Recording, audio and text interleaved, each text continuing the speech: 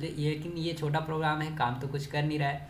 तो हम लोग इसमें कुछ काम करना है, कुछ सबसे पहले हम लोग इसमें कुछ प्रिंट करके देखेंगे। तो हम लोग सबसे पहले इसको थोड़ा सा अच्छे से लिख लेते हैं इस प्रकार से, ताकि अलग अलग हर चीज़ दिखाई दे। तो कुछ प्रिंट करना है तो उसके लिए हमें कुछ ऐसा फंक्शन यूज़ करना पड़ेगा जो हमें प्रिंट करने के लिए अलाउ करे।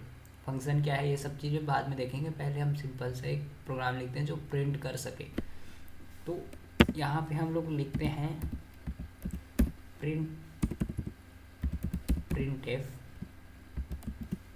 और इसके अंदर कुछ प्रिंट करने के लिए बोल देते हैं, जैसे कि हाय।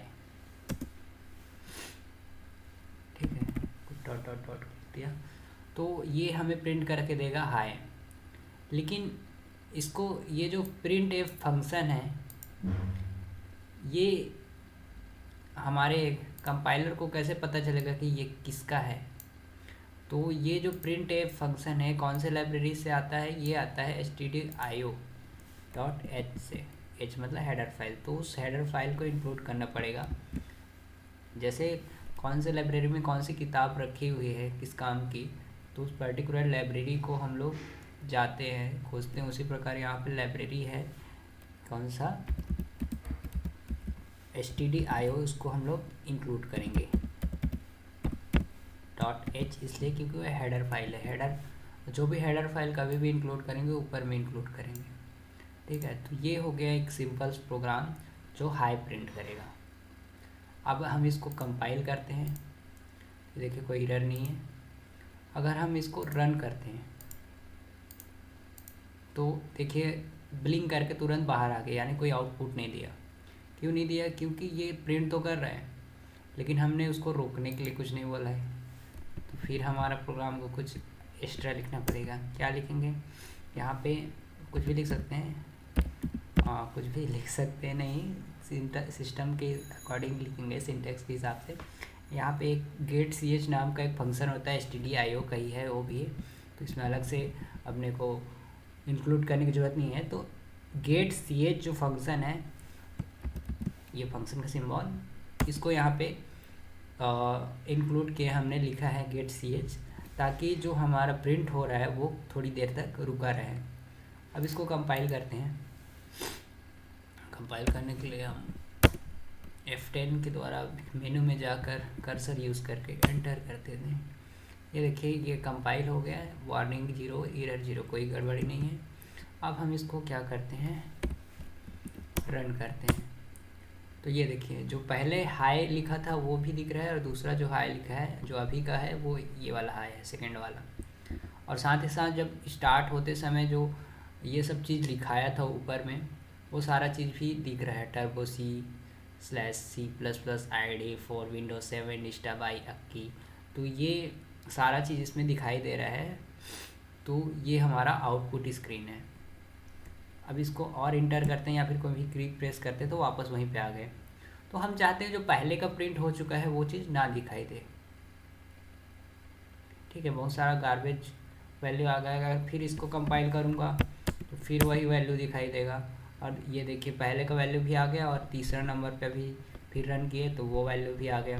तो मैं चाहता हूँ कि जो पहले से जो प्रिंट हो चुके हैं वो वाला प्रोग्राम का वैल्यू हमें ना दिखाई दे। तो सबसे पहले हम लोग यहाँ पे करेंगे CLRSCR।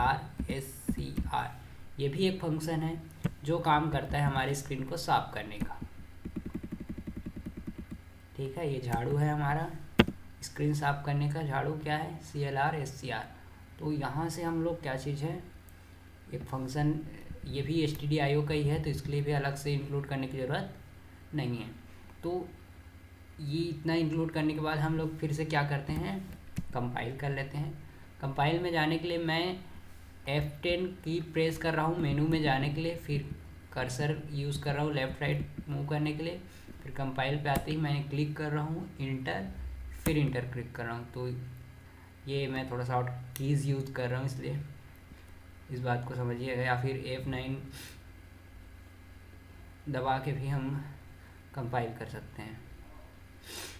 तो ये हो गया हमारा सक्सेस, कोई गड़बड़ी नहीं है। अब हम यहाँ पे जैसे कंपाइल क्यों करते हैं, ताकि हम देखते हैं कि कोई गड़बड़ तो नहीं है लिखने में। जैसे मैं यहाँ पे स्पेलिंग कुछ मिस्टेक करता हूँ, जैसे CLR SR कुछ लिख दिया। अब इसको अगर मैं कंपाइल करता हूँ तो यहाँ पे देखिए एक एरर बता रहा है।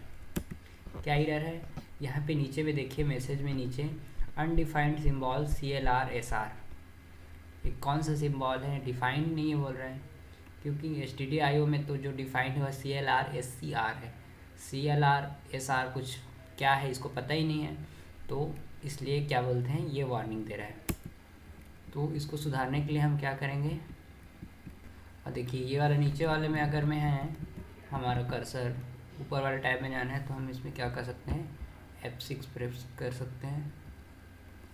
अब ऊपर वाले टैब में आ गए हम, तो अब यहाँ पे सही स्पेलिंग लिखते हैं। अब कंपाइल करते हैं, अब देखिए सक्सेस आ रहा है। अब इसको रन करेंगे,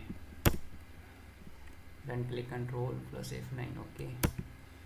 तो देखिए जो पहले का जो भी लिखा था वो सब गायब हो गया, और जो करंट वाला जो आउटपुट है हाई करके जो हमने लिखा था और 3 डॉट लगे थे वो दिख रहा है। तो इस प्रकार से हम सिंपल आउटपुट करने के लिए एक सिंपल सा ये प्रोग्राम है, एक सिंपल सा प्रोग्राम है, और यही सिंटैक्स होता है एक सी प्रोग्रामिंग का।